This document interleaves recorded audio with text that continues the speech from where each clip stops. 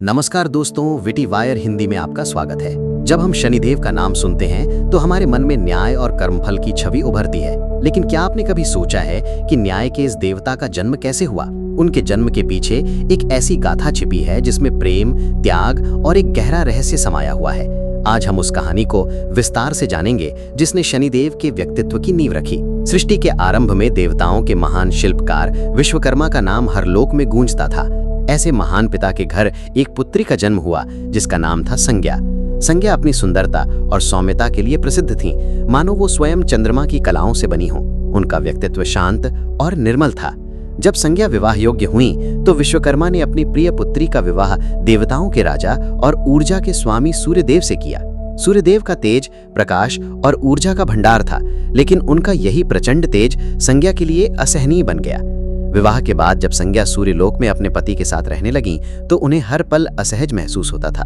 वो सूर्यदेव की ओर ठीक से देख भी नहीं पाती थीं। उनका शरीर हर पल उस तेज में जलता हुआ महसूस होता था। इस पीड़ा के बावजूद संज्ञा ने अपनी पत्नी और मां के कर्तव्यों का पालन किया। सूर्यदेव और संज्ञा के 3 तेजस्वी बच्चे हुए। पहले पुत्र थे वैवस्वत मनु, जिन्हें मानव जाति का जनक माना जाता है। दूसरे पुत्र थे यमराज, जिन्हें धर्मराज और मृत्यु का देवता कहा जाता है। वे संसार के सभी प्राणियों के कर्मों का लेखा जोखा रखते हैं और निष्पक्ष न्याय करते हैं। तीसरी संतान थी यमुना, जो बाद में एक पवित्र नदी के रूप में पृथ्वी पर अवतरित हुई और प्रेम तथा भक्ति का प्रतीक बनी। इन तीनों संतानों को जन्म देने के बाद भी संज्ञा के हृदय में सूर्यदेव के तेज का भय कम नहीं हुआ। अपनी पीड़ा से मुक्ति पाने के लिए संज्ञा ने अपने पिता विश्वकर्मा से अपनी व्यथा बताई। उससे सफल नहीं हुए। आखिरकार संज्ञा ने एक कठोर निर्णय लिया। उन्होंने अपनी तपस्या की शक्ति से अपनी ही एक प्रतिकृति बनाई जिसका नाम था छाया। छाया संज्ञा की ही तरह दिखती थी, लेकिन उसमें संज्ञा जैसा तेज और सौम्य स्वभाव नहीं था। सूर्यदेव अपने दिव्य कार्यों में इतने व्यस्त थे कि उन्हें इस बात का जरा भी आभास नहीं हुआ कि उनकी पत्नी संज्ञा नहीं बल्कि उनकी छाया उनके साथ रह रही है। छाया ने एक पत्नी और एक मां के रूप में अपने कर्तव्यों का पालन तो किया, लेकिन वो संज्ञा की तरह यमराज और यमुना को उतना स्नेह नहीं दे पाई जितना एक मां को देना चाहिए। इसी बीच सूर्यदेव और छाया के मिलन का समय आया, जिससे एक पुत्र का जन्म हुआ। लेकिन इस पुत्र का रंग काला था और वो अपनी माता की तरह ही थोड़ा श्याम वर्ण का था।